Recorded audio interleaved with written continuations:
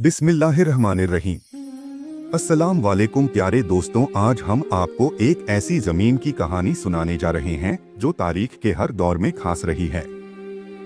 यह वह जगह है जिसे हमारे नबी करीम सल्लल्लाहु अलैहि वसल्लम ने अपनी हदीसों में ईमान और हिकमत की सरजमी कहा। जी हाँ, हम बात कर रहे हैं यमन की उस सरजमीन की जो इस्लाम की रोशनी में हमेशा एक खास मुकाम पर रही है। यमन वह जगह है जिसे अरब का खुशबूदार क्षेत्र कहा जाता था। यहाँ की मिट्टी, यहाँ के लोग और यहाँ की तारीख सब कुछ बेमिसाल है। लेकिन अफसोस आज यही जगह तकलीफ, भूख और जंग का शिकार है। मगर क्यों? आज हम इसी सवाल का जवाब ढूंढेंगे और साथ ही में यह भी समझेंगे कि यमन का इस्लाम में क्या मकाम है और यह हमारे दिलों से इतना जुड़ा क्यों है। दोस्तों, हजरत मोहम्मद सल्लल्लाहु ताला अलैहि वसल्लम ने फरमाया, यमन वालों पर रहमत हो क्योंकि वे दिल के साफ और ईमान के पक्के हैं। यह सिर्फ एक तारीफ नहीं बल्कि यमन के लोगों के किरदार और उनकी अहमियत का एक इशारा है।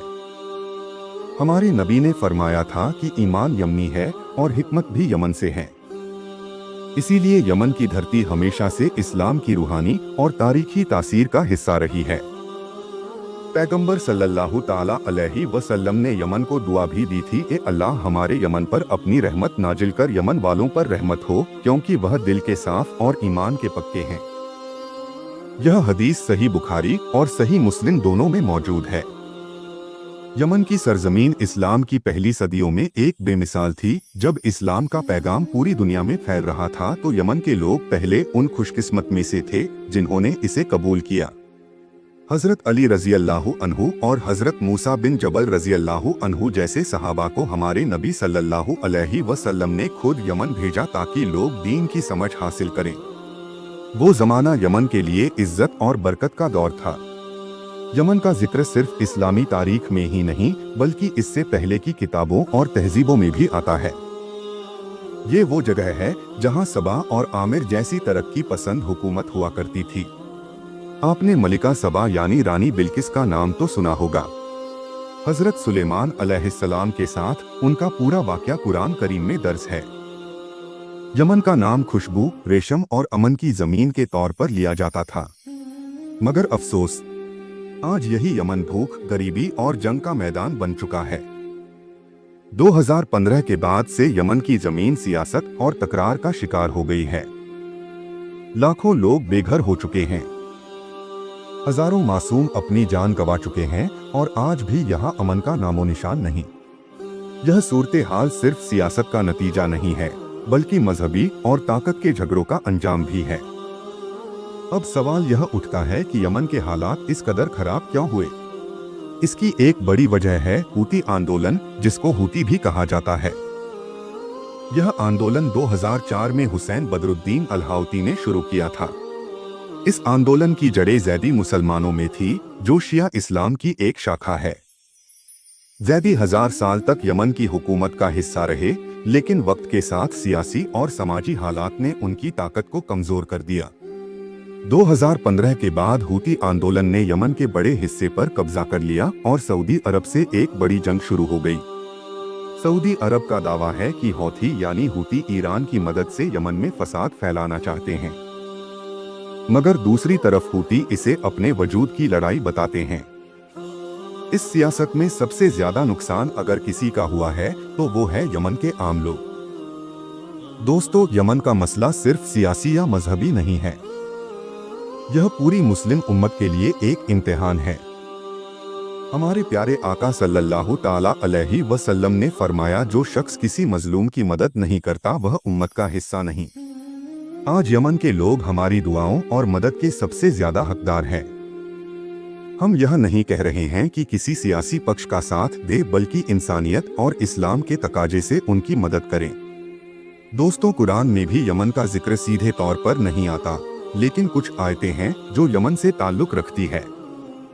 कुरान में कौम सभा या सभा कौम का जिक्र आता है जो यमन के एक मशहूर इलाके में थी। अल्लाह ने सभा कौम को बेपनाह नेमतें दी थी, लेकिन उन्होंने कुफ्र और नाशुक्रा का रास्ता अपनाया जिसकी वजह से उन पर अजाब नाजिल हुआ। सूरे सभा में अल्लाह तबारक व ताला इरशाद फरमाता है, बेशक सभा के लिए उनके मकाम में एक निशानी थी, 2 बाघ, एक गाय और एक भाई। उनसे कहा गया, अपने रब का दिया हुआ रिज्क खाओ और उसका शुक्र करो। लेकिन उन्होंने रद्दे इनायत किया और हमने उन पर सैलाब भेज दिया। यह आयत यमन के इलाके में मौजूद मारिब डैम के टूटने और इसके नतीजे में आने वाले सैलाब की तरफ इशारा करती है। यमन का तज़किरा इनडायरेक्ट तौर पर सूरे अल में है, जो यमन के बादशाह अब्राहम और उसकी लश्कर का जिक्र करती है। अब्राहम ने काबा को गिराने की कोशिश की थी, लेकिन अल्लाह तबारक व ताला ने उसकी साजिश को नाकाम बनाया। सूरा अल फूल में अल्लाह तबारक व ताला इरशाद फरमाता है, क्या तुमने नहीं देखा कि तुम्हारे रब ने हाथी वालों के साथ क्या किया? उनका साजिश नाकाम बना दी और उन पर चिड़ियों के गिरोह भेजे जो उन पर पके हुए पत्थर बरसाते रहे। यह वाकया उस वक्त हुआ था जब अब्राहम, जो यमन का हुक्मरान था, अपने लश्कर के साथ मक्का आया था हमला करने के लिए। कुरान में हजरत सुलेमान अलैहिस्सलाम और सबा या मलिका ए सबा, जो यमन से ताल्लुक रखती थी, उनका जिक्र आता है। सूरह नमल में अल्लाह तबारक व ताला इरशाद फरमाता है, और सुलेमान ने कहा, मैं उसके तख्त को तुम्हारे पास लाऊंगा, उससे पहले कि वह यहाँ आए। और जब मलिका ए सबा आई, उसने कहा, मैं अपने ऊपर जुल्म कर रही थी और अब मैं सुलेमान के साथ दुनिया के रब के लिए मुसलमान होती हूँ। यह वाक़या यमन के इलाके और उसके शानदार तारीख का जिक्र करता है। हम दुआ करते हैं कि अल्लाह ताला यमन की सरजमी पर फिर से अमन और बरकत नाजिल करे। जो बच्चे भूख से मर रहे हैं, उन्हें खाना मिले।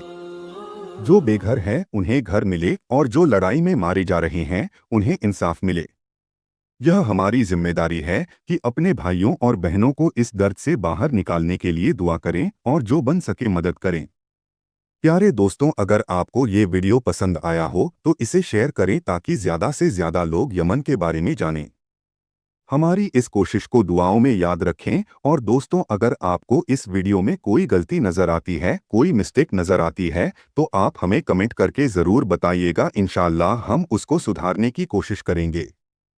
हम मिलते हैं अगली वीडियो में, तब तक के लिए अस्सलाम वालेकुम।